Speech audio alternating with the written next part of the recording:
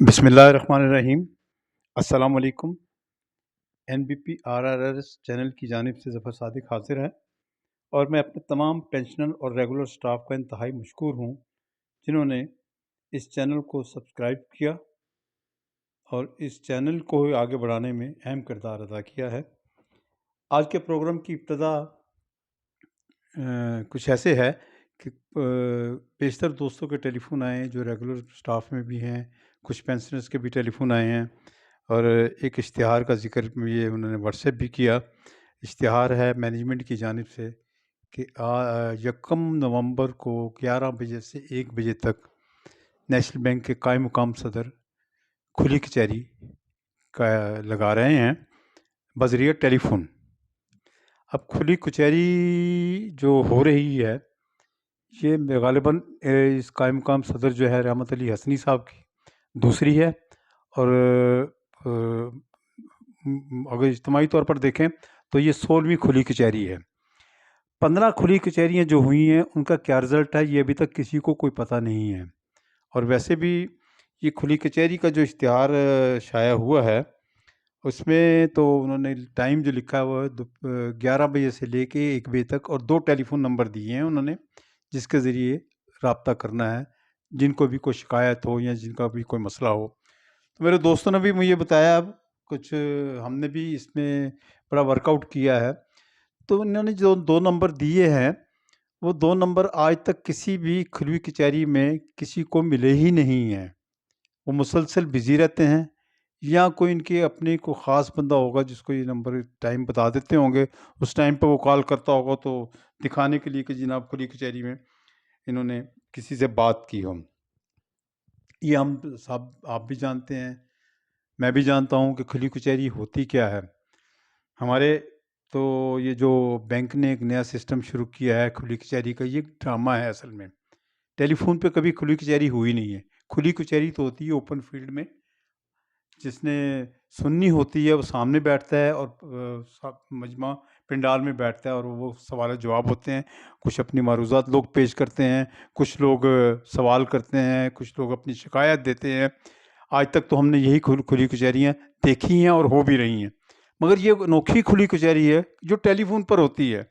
सदर साहब, आपको अगर इतना ही शौक़ है खुली कचहरी का तो पाकिस्तान की किसी बड़े शहर की मेन ब्रांच में खुली कचहरी का एहतमाम कर लें, लग बता जाएगा आपको कि खुली कचहरी होती क्या है।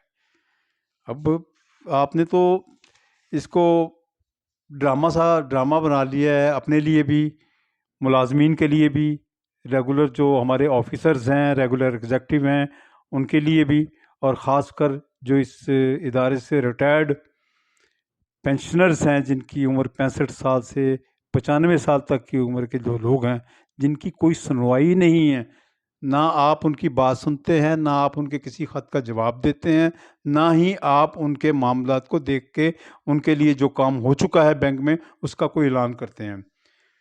तो दोस्तों, रेगुलर स्टाफ के बारे में सबसे पहले मैं बात करता हूँ कि रेगुलर स्टाफ के बारे में तो जनाब आपने अभी तक उनकी पेट्रोल सीलिंग का फ़ैसला नहीं किया। आपने अपने साथ लाई हुई टीम जो इस वक्त कॉन्ट्रैक्चुअल की भरमार बैंक में हुई हुई है, उस ईस्ट इंडिया कंपनी को आपने पेट्रोल सीलिंग मौजूदा मार्केट रेट पर दे रहे हैं और जो कमाऊ पूत हैं जो इस बैंक को कमा कर दे रहे हैं, जो इस बैंक के प्रॉफिट में डे बाय डे इजाफा कर रहे हैं, उनको अभी तक आप 100 रुपया पर लीटर के हिसाब से पेमेंट कर रहे हैं। तो ये एक इदारे में 2 कानून, ये आपका दोहरा में आ रहा है सदर बैंक साहब। आपने तमाम इदारों ने इस मौजूदा महंगाई के तनासब से अपने स्टाफ को रिलीफ दिया है। आपने अभी तक नेशनल बैंक के रेगुलर स्टाफ जो इसके लिए मेहनत कर रहा है बैंक के लिए, उसको अभी तक कोई रिलीफ नहीं दिया, बल्कि उनको आइंदा साल के बजट में उलझा के रख बजट की मैंने बात कर रहा हूँ, आइंदा साल के पे पैकेज में उनको उलझा के रख दिया है। और पे पैकेज भी जो आपके मनमानी से होगा वो अनाउंस होगा, जिसकी मैं अभी से पेशन गोई कर रहा हूँ। अगर मैनेजमेंट इतनी ही सिंसियर है बैंक के साथ तो बैंक के रेगुलर स्टाफ के लिए आपको कुछ ना कुछ करना पड़ेगा। उनको रिलीफ देना पड़ेगा, उनको भी पेट्रोल सीलिंग मार्केट रेट के मुताबिक देनी पड़ेगी, उनकी बेसिक में भी 50% इजाफा करना पड़ेगा, उनको भी हाउस रेंट जो है ना वो 70% करना पड़ेगा। इसी तरह के और भी बड़े मामलात है। बहरहाल आज का जो मेन मकसद था वो ज़रा इस खुली कचहरी के ऊपर था। तो जनाब आपने तो पेंशनर्स हजरात के साथ भी जो हठधर्मी कर रहे हैं आप उनके मसाइल को हल करने में, विभिन्न मसाइल तो आपने क्या हल करने हैं। एक काम जो पिछले दौर में फरवरी और मार्च में हो चुका था बजट इंक्रीज देने का, वो मुकम्मल होकर पड़ा हुआ है, आप उसके ऊपर दस्तखत करने से इनकारी हैं। कभी आप ड्रामा कर देते हैं जी कि मैं कायम मकाम हूँ, मेरे पास इख्तियार नहीं है। कभी आप ये कह देते हैं कि जनाब अगर वजारत ख़जाना मुझे इख्तियार दे दे तो मैं अनाउंस कर देता हूँ।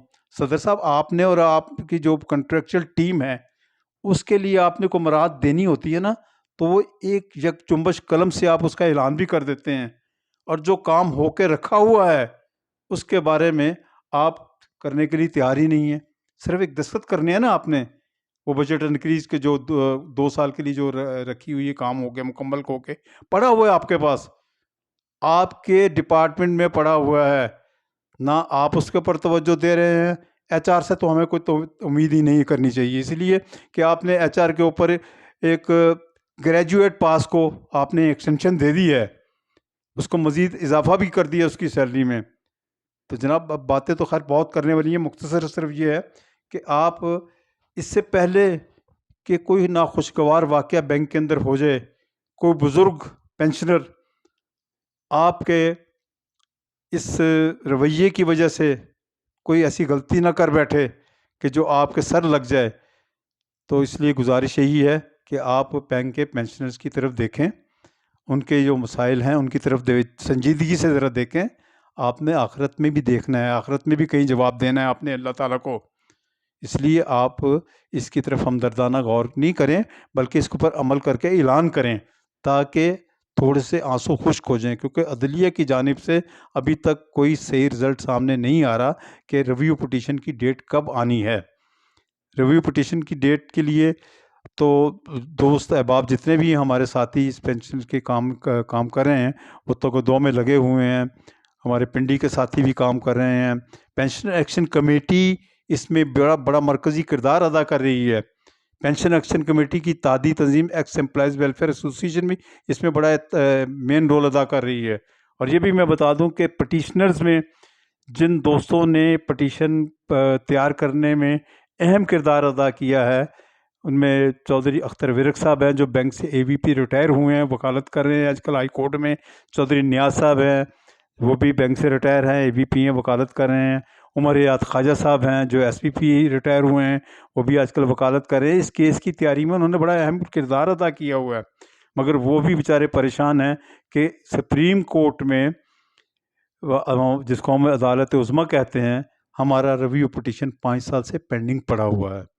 तो इस मौके से फ़ायदा उठाते हुए हम हुकूमत से भी इल्तिजा करेंगे कि जनाब आप अगर बेहतर तो यही है कि आउट ऑफ कोर्ट सेटलमेंट जो हो रहा था उसको बात को आगे बढ़ाया जाए, बैंक इंतज़ामिया रिव्यू पिटीशन वापस ले ले और अदालती फ़ैसलों के मुताबिक हमारे वाजिबात जो पेंशनर्स के हैं वो अदा कर दे। दोस्तों, आखिर में पाकिस्तान वेलफेयर एसोसिएशन जो पाकिस्तान के तमाम पेंशनर्स की नुमाइंदा तंजीम है, उन्होंने 30 अक्टूबर को जो प्रोग्राम लाहौर प्रेस क्लब में एहतजाज का रखा हुआ था उसको उन्होंने मुलतवी करके बड़ा ज़िम्मेदारी का सबूत दिया है। इसलिए कि इस वक्त मुल्क सियासी तौर पर अदम इस्तेहकाम का शिकार है, तमाम मामला अदलिया में हैं, मीडिया को तवज्जो नहीं देगा इस एहतजाज की तरफ, इसलिए इसका अल्तवा कर देना ही बेहतर था। तो एक खुशाइंद बात यह है कि पूरे पाकिस्तान भर के तमाम पेंशनर तंजीमों ने इकट्ठ कर लिया है। पिछले दिनों उसकी एक मीटिंग भी लाहौर में हुई है और इंशाअल्लाह ताला पूरे पाकिस्तान के तमाम पेंशनर मुत्तहिद होकर पेंशनर्स के मामलात के लिए जद्दोजहद करेंगे। आपका बहुत शुक्रिया, तमाम दोस्तों का शुक्रिया। जिन दोस्तों ने सब्सक्राइब अभी तक नहीं किया उनसे दरख्वास्त है कि अपने इस चैनल को सब्सक्राइब करें और बेल आइकन को इसको क्लिक करके ऑप्शन ले लें आप ऑल का। बहुत शुक्रिया। अस्सलामु अलैकुम। अल्लाह आपको हामी नासिर हो।